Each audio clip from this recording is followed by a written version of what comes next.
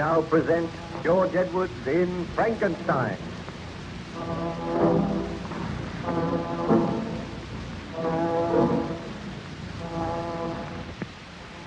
The good ship Voyager had been on a journey of exploration towards the North Pole. He was homeward bound, but unfortunately, the icy grip of the northern winter closed in, and the Voyager was surrounded by great blocks of solid ice. Her captain and crew were prepared for a weary wait before the thaw set in, and they could continue their journey home. Shortly after noon, Captain Walton and his first mate, Mr. Boyd, were standing on the deck of the Voyager. They looked out across the icy waste.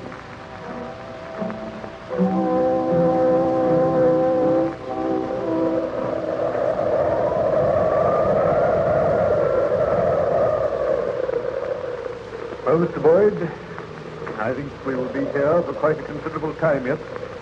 There's no sign of the thaw setting in. The trouble is to keep the crew occupied, Captain. And they're beginning to grumble a good deal already. Well, give them as much work as you can. After all, we were prepared for something like this. We have ample supplies of provisions. I will take all responsibility for my men. I can promise you that they will all return safely to England. My eyes are seeing. What ails you, Mr. Boyd? Look there. Coming across the ice. A man. Are all the crew accounted for, Mr. Boyd? No one has left the vessel, sir. He approaches the side of the vessel. Ahoy there! Mr. Boyd. The ship here. No, I must be dreaming. This is another signal of my tortured brain. I can assure you this is a ship. Give orders for the strangers to be helped aboard, Mr. Boyd. Aye, sir. What ship is this?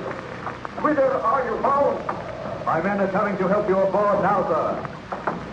Bring him up that rope ladder. Steady there. Stranger appears to speak good English. Yes.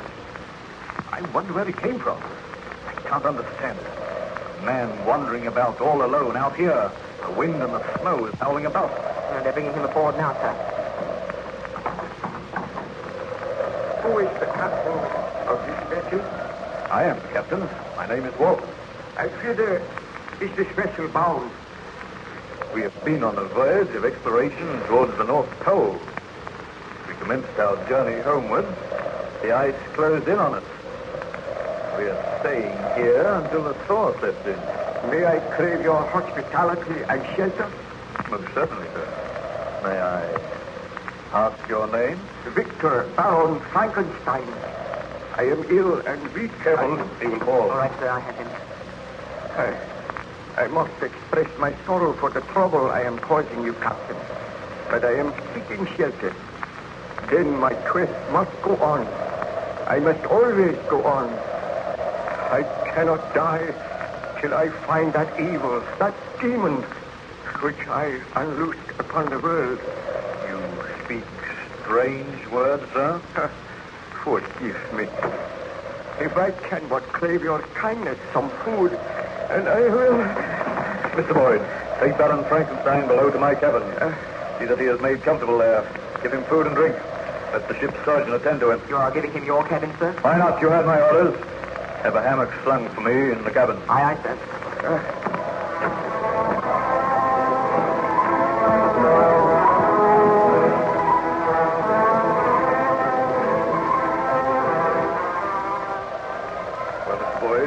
How does the stranger progress? We put him to bed, sir. He slept for quite a long time. He seems better now, but I think his mind is rambling. Why do you say that? Well, ever and anon he speaks of some demon, some fearful monster. He peers through the porthole. We had to use force on one occasion to persuade him to return to his bed. Strange. Perhaps his wanderings have deranged his mind. Do you think it is safe to leave him without a guard? Do you think we should take the precaution of locking your daughter? He appears to be a gentleman. No doubt he has a strange story to tell. Has he mentioned anything which might supply a key to this mystery? Or why he was wandering about here in these icy wastes? said that he was searching for an evil spirit, for a destroyer, a taker of human life. There's something about the man which makes me afraid, sir. Oh, boy, the man can do you no harm. I will go down and speak with him myself. Do you wish me to accompany you, Captain? No, I will go alone. But should he become violent? Oh, the man is weak and ill. How can he become violent? He struggled with us when we dragged him away from the porthole. He says he must be watching, forever watching. Poor devil. I will try to persuade him to tell me his story. Wait here on deck, Boyd. I will send for you if I need you.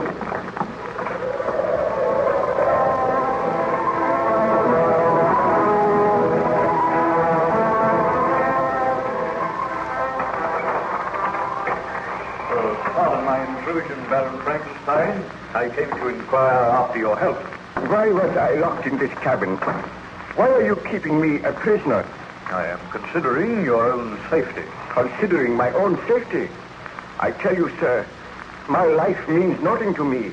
I wish to repair the great wrong which I have done. My friends, my family, they have all been murdered. And I am the murderer. You know not what you say. Look on me, Captain. You are looking on a man who unleashed a horror on this world. A man who was responsible for the murder of his beloved wife, his best friend, for the murder of little children. Are you a fugitive from justice? I am not a fugitive. I have been punished because I tried to usurp the rights of God. Now I seek to repair the wrong which I did. I do not understand you. Bid your sailors keep a close watch. Somewhere in these white wastes, somewhere near here, there is a monster, a creature who delights in taking human life. None of you is safe. Your wanderings and your hardships have caused you to imagine these things. No, I swear it is the truth. Near this vessel, I saw a giant footprint in the snow. It must have been the footstep of the monster which I created. Would you like to tell me something of your story? Captain Vulcan, I do not know if you will believe my story when I tell it to you. Perhaps you may have proof. Perhaps someday you will look upon this monster. Oh, may heaven grant that you do not. If it will help you to tell me about it, Baron Frankenstein, I assure you I will make a ready listener. Be seated, Captain. I have told you that my name is Baron Victor Frankenstein. I was born in Geneva, and my family is one of the most distinguished in that republic.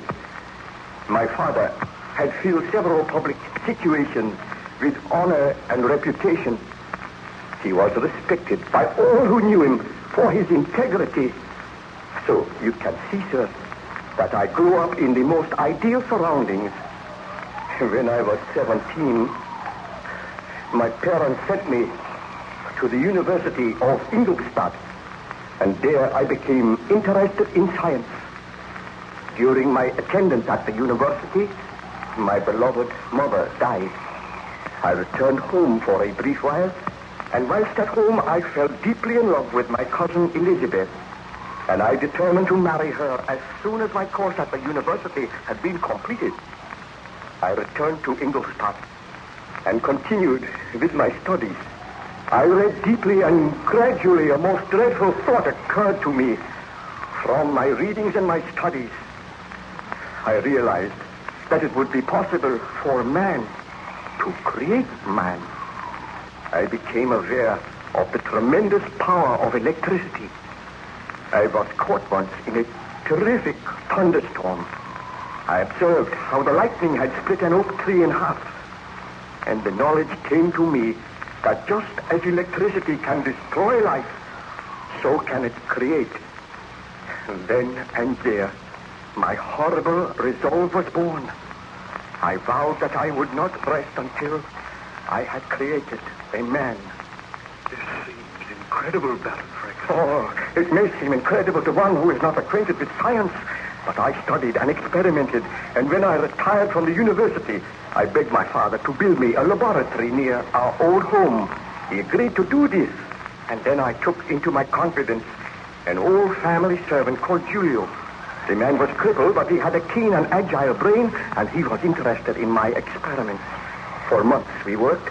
I intended to create a creature who would be both strong, good to look upon, and noble. Are you speaking the truth, Baron Frankenstein? I swear that I speak the truth. Did you succeed with this monstrous project? I swear a holy oath that I succeeded. I created a man. I usurped the rights of God. Did I say I created a man? That is not the truth. I created a monster. A monster? Why, you might well shudder, Captain Walton.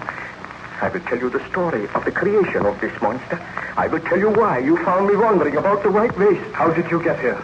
I chartered a ship. I paid a crew. We were wrecked upon an iceberg and all perished save one person. I was the miserable person who lived on because I had to live.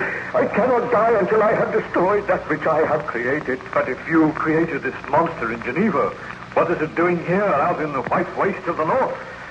Oh, I'm tired, my friend. The story is too dreadful and horrible. Let me regain my strength so that I may complete my work.